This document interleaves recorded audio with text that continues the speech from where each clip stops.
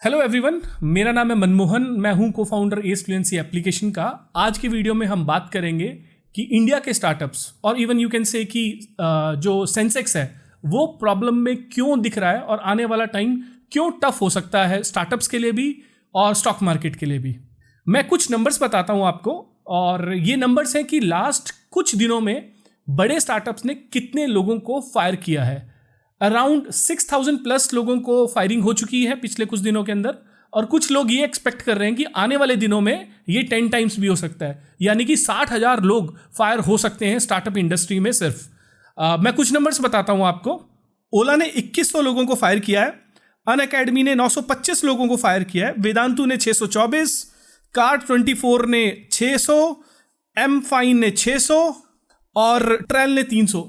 अब बात ये आती है कि कुछ टाइम पहले तक हम यूनिकॉर्न्स की बात कर रहे थे कि 100th यूनिकॉर्न आ गया। 2021 में बहुत सारे यूनिकॉर्न्स बने इंडिया में, और 2022 में सब लोग यही एक्सपेक्ट कर रहे थे कि इंडिया में और ज़्यादा यूनिकॉर्न्स होंगे और ज़्यादा स्टार्टअप्स को फंडिंग मिलेगी। तो ये फायरिंग वाला सीन कहाँ से आ गया, और ये क्यों कह रहे हैं कि फ्यूचर बड़ा टफ दिख रहा है स्टार्टअप्स के लिए इंडिया में। तो इसके लिए सिर्फ आपको दो चीज़ें समझने की जरूरत है कि एक तो स्टार्टअप्स में फंडिंग का क्रंच आ रहा है। फंडिंग का क्रंच का मीनिंग है आने वाले टाइम में उनको फंडिंग मिलने के चांसेस बहुत कम है, बहुत मुश्किल हो गया फंड रेज करना। और दूसरा चीज कि इन स्टार्टअप्स का बिजनेस मॉडल क्या है, हाउ दे वर्क। तो इस पे आता हूं कि एक तो पहले फंडिंग बहुत इजी थी, मतलब अब से कुछ महीने पहले तक फंडिंग बहुत इजीली मिल रही थी। कोई भी startup seed round, pre seed round, series A B C D, whatever you want to call them, बहुत इजीली मनी मिल रहा था। और दूसरा, ये स्टार्टअप्स बहुत ज्यादा कैश बर्न कर रहे थे। कैश बर्न का मतलब लॉसेस। मैं आपको सिर्फ दो एग्जांपल देता हूं, उससे आपको एक क्लियर आइडिया मिल जाएगा। अभी एक न्यूज आई थी कि मीशो एक दिन में लगभग 10 करोड़ रुपए का लॉस उठा रहा है। एक दिन में 10 करोड़, ठीक है। बाद में मीशो ने डिक्लाइन किया कि ऐसा नहीं है, बट हाँ डेफिनेटली वो लॉस में है। व्हाइट हेड जूनियर के पिछले साल में 1900 करोड़ का लॉस था, यानी कि दिन का 5 करोड़ का। तो ये स्टार्टअप कैसे काम करते हैं, ये वीसी फंड्स जो होते हैं वो इनको पैसा देते हैं, इन्वेस्टर्स इनको पैसा देते हैं, और ये कैश बर्न करते हैं, ये लॉस में बिजनेस करते हैं इस उम्मीद के साथ कि ये प्रॉफिटेबल हो जाएंगे 4 साल बाद, 5 साल बाद। आप कोई भी इंडिया का स्टार्टअप उठा के देख लीजिए, पेटीएम आप उठा के देख लीजिए, अनअकैडमी, बायजूस, फ्लिपकार्ट, और उसके आगे गूगल में सिर्फ लॉस लिखिए, Flipkart losses, Unacademy losses, Byju's losses, और आपको करोड़ों रुपए में लॉसेस दिखेंगे इन कंपनियों के। तो एक चीज क्लियर है कि कोई भी जो स्टार्टअप्स हैं मोस्टली सारे के सारे लॉस मेकिंग है और करोड़ों के लॉस मेकिंग में है। तो फिर बात यह आती है कि बिजनेस कैसे कर रहे हैं, हाउ दे आर सर्वाइविंग। तो होता कैसे है कि एक साल में अगर इनको एक्सपेक्टेड है इनको 800 करोड़ का लॉस होगा, तो ये उस 800 करोड़ के लिए मार्केट से फंडिंग उठाते हैं। अपना 5%, 2% जो भी डाइल्यूशन करना है उतना डाइल्यूट करेंगे, उतना वीसी को उस कंपनी में स्टेक देंगे, उसके बदले पैसा उठाएंगे और वो साल में पैसा बर्न करेंगे, ठीक है। अभी हुआ क्या कि अभी तक पैसा बहुत ईजिली मिल रहा था और वो पैसा मिलना बंद हो गया। और जब इनके पास इतना पैसा आ रहा था तो ये मार्केटिंग में बहुत ज़्यादा स्पेंड कर रहे थे।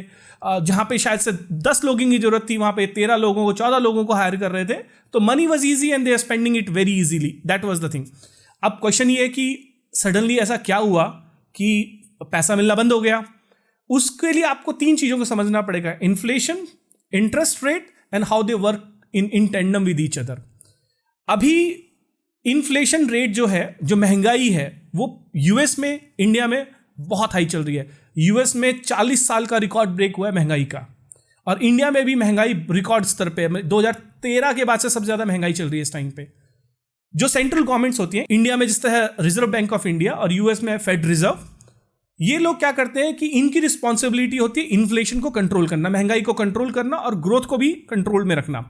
अभी मार्केट में जब भी इन्फ्लेशन ज्यादा होगी तो जो जनता होती है, आम जनता होती है, उस पर बहुत प्रेशर पड़ता है। तो उस महंगाई को कम करने के लिए ये इंटरेस्ट रेट को ऊपर या नीचे करते हैं, जिससे वजह से वो इन्फ्लेशन कंट्रोल में आ जाती है। अगर इन्फ्लेशन बहुत ऊंचा है तो ये क्या करेंगे, इंटरेस्ट रेट को बढ़ा देंगे। मान लीजिए, मैं आपको एक बहुत सिंपल सा एग्जांपल देता हूं कि अगर मान लीजिए आपको फिक्स डिपॉजिट पे 5% मिल रहे हैं और महंगाई बहुत ज़्यादा है, तो बैंक क्या करेंगे, आरबीआई क्या करेगा, उसको जो इंटरेस्ट रेट है उसको बढ़ा के 6, 6.5, 7% कर देगा। सपोज मैं एग्जांपल दे रहा हूँ। उससे क्या होगा, लोगों को ये लगेगा यार इस पैसे को खर्च करने की बजाय इसको मैं बैंक में डालता हूँ, मुझे बहुत अच्छा इंटरेस्ट मिलेगा।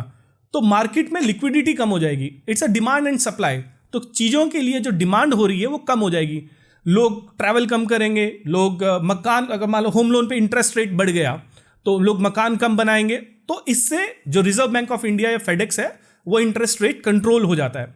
लेकिन इसका रिवर्स साइड भी है कि जब भी इकोनॉमी स्लो होती है तो इसका रिवर्स साइड भी है कि जब भी बैंक्स को लगता है या कंट्रीज की गवर्नमेंट्स को लगता है कि रिसेशन आ रहा है, इकोनॉमी स्लो जा रही है, तो उस टाइम पे ये इंटरेस्ट रेट को कम भी कर देते हैं। अब इंटरेस्ट रेट को कम करने से क्या होता है कि मान लीजिए आपका इंटरेस्ट रेट बहुत कम कर दिया, तो उससे क्या होगा, लोग लोन लेंगे, लोन लेके लोग गाड़ियां खरीदेंगे क्योंकि इंटरेस्ट बहुत कम है, लोग ट्रैवल पे जाएंगे, लोग मकान बनाएंगे, तो उससे क्या होता है मार्केट में डिमांड बढ़ती है, सर्कुलेशन ऑफ मनी ज़्यादा होता है, तो उससे ग्रोथ बढ़ती है। लेकिन ग्रोथ एक साइड है, इन्फ्लेशन एक साइड है, ये दोनों अपोजिट वे में काम करती है इंटरेस्ट से। अभी जैसे मैं बोल रहा हूँ कि 40 साल का रिकॉर्ड महंगाई है यूएस में, और जो यूएस से मनी इंडिया में स्टॉक मार्केट में आ रहा था या फिर बाकी जगह इन्वेस्टमेंट में आ रहा था, अब वो पैसा वापस जाना शुरू हो गया। रीजन क्या है, कोरोना के बाद से वहां पे जो इंटरेस्ट रेट था वो था 0.25% ओनली, ठीक है, और पिछले कुछ टाइम पे उन्होंने 0.75 से इंटरेस्ट रेट बढ़ाया, पहले मार्च में बढ़ाया, फिर मई में 0.5 बढ़ाया, 0.25 पहले, 0.5 बाद में, और 0.25 पहले से था, तो 1% इंटरेस्ट रेट हो गया।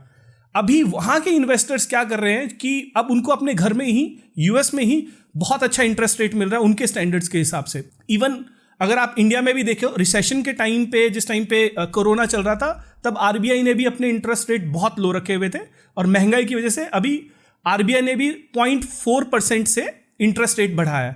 अब ये इंटरेस्ट रेट जब बढ़ा तो अमेरिकन इन्वेस्टर्स जो है वो पैसा वापस खींचना शुरू कर दिया उन्होंने।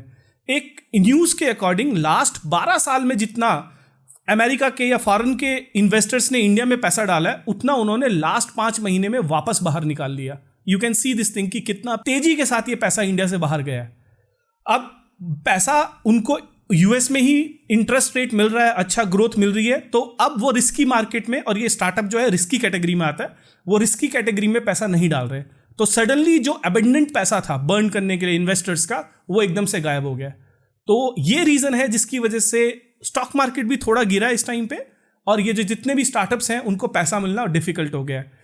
इन सब स्टार्टअप्स का बिजनेस मॉडल इस सेंस में था कि ये सिर्फ कैश बर्न कर रहे थे और बहुत लॉन्ग टर्म में देख रहे थे कि they will become profitable, but now it's a sudden jerk that they have got, and they have to see कि वो कैसे अपने आप को प्रॉफिटेबल बना सकते हैं। और आने वाले 1 साल के अंदर डेफिनेटली ये होगा कि आपको बहुत सारे चेंजेस दिखेंगे। जो शायद से बहुत बड़े नाम है वो शायद से कहीं गुम हो जाएं, कुछ कंपनियां बंद हो जाएं, कुछ जो प्रॉफिटेबल स्टार्टअप हैं और जो शायद इस टाइम पे छोटे हैं, वो आने वाले टाइम में बड़े बन जाएंगे क्योंकि वो प्रॉफिटेबल है। तो ये रीज़न है स्टार्टअप्स के इस टाइम पे फायरिंग का, मार्केटिंग के स्पेंड को कम करने का, क्योंकि everyone is surviving on that limited cash that they raised last time. इसी तरह की वीडियोस में अगर आपका इंटरेस्ट रहता है तो आप हमारे चैनल को सब्सक्राइब कर सकते हैं, और अगर आप अपने कम्युनिकेशन स्किल्स इंप्रूव करना चाहते हैं तो हमारी एप्लीकेशन एज फ्लुएंसी को डाउनलोड कर सकते हैं। We will see you in the next video. Till then, bye bye.